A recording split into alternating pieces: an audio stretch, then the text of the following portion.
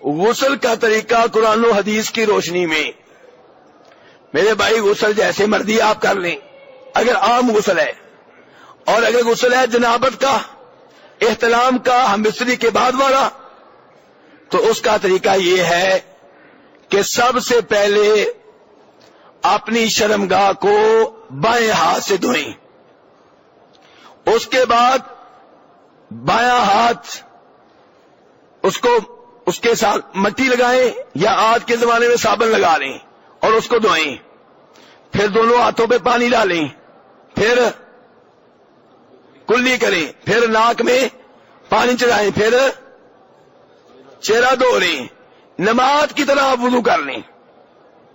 اس کے بعد سر کے اوپر پانی ڈالیں اور لپ کے ساتھ ڈالیں، بالوں کی جڑوں میں پانی داخل کریں، پہلے دائیں سائڈ پہ پھر بائیں سائڈ پہ 3 دفعہ یہ عمل دہرائیں، پھر پورے جسم پہ پانی ڈال لیں، آپ کا وضو ہو گیا ہے۔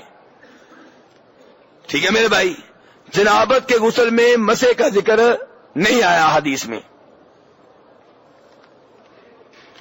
فجر اور عصر کی نماز با جماعت، ہاں ایک بات رہ گئی میرے بھائی، ایک بات رہ گئی ہے، یہ غسل کرنے سے پہلے یہ بعد میں کتنے کلمے پڑھنا ضروری ہیں؟ جی کتنے کلمے پڑھنا ضروری ہیں؟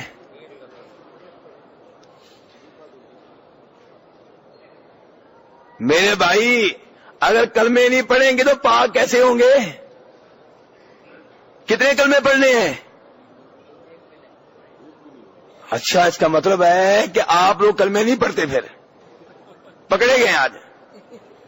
جی میرے بھائی میں یہ وضاحت کرنا چاہ رہا تھا، کچھ لوگوں میں یہ بات مشہور کر دی گئی ہے کہ غسل جنابت کے وقت کلمے پڑھنا ضروری ہیں۔ کتنے کلمے؟ 6 ہیں کہ 3؟ بہرحال کوئی کلمہ ضروری نہیں ہے، بس غسل جنابت سے پہلے آپ کی نیت ہونی چاہیے، آپ کے دل میں ہونا چاہیے کہ میں غسل جنابت کرنے لگا ہوں۔ کوئی کلمہ پڑھنا ضروری بلکہ سنت ہی نہیں ہے، طریقہ ہی نہیں ہے، طریقہ نکالیں گے تو بدعت ہو جائے گا۔ تو یہ کلمے پڑھنے کا یہاں پہ کوئی اچھا، نکاح کے موقع پہ کتنے کلمے پڑھنے ہیں؟ وہ بھی نہیں مانتے آپ؟ جی مولوی صاحب پڑھاتے ہیں، آپ پڑھتے ہیں پھر ساتھ؟ کتنے کلمے پڑھے تھے؟ میرے بھائی دیکھیں، نکاح کے موقع پہ نبی علیہ الصلوۃ والسلام خطبہ پڑھتے تھے، آپ نے کسی بھی نکاح پہ کسی صحابی سے کوئی کلمے نہیں پوچھے، کیونکہ آپ جس کا نکاح پڑھاتے تھے وہ پہلے ہی مسلمان ہوتا تھا، اور آج جس کا نکاح پڑھاتے ہیں مسلمان ہوتا ہے کہ نہیں؟ مسلمان ہی ہے، پہلے سے مسلمان ہے، تو اب کیوں کلمے پڑھا رہے ہیں بھی اسے؟ نہ حدیث سے ثابت، اور ویسے بھی پہلے سے مسلمان ہے۔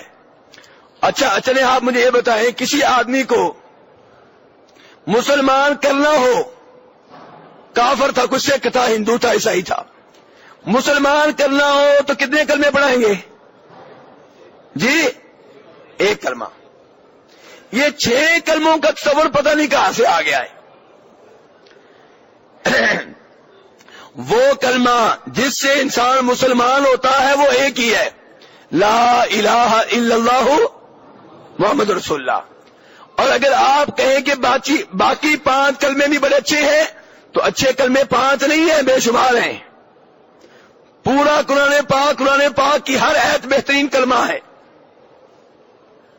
پھر 6 کو کہتے ہیں، بے شمار ہے۔ اور اگر آپ کہتے ہیں کہ وہ کلمہ جس سے مسلمان ہوتے ہیں تو وہ ایک ہی ہے۔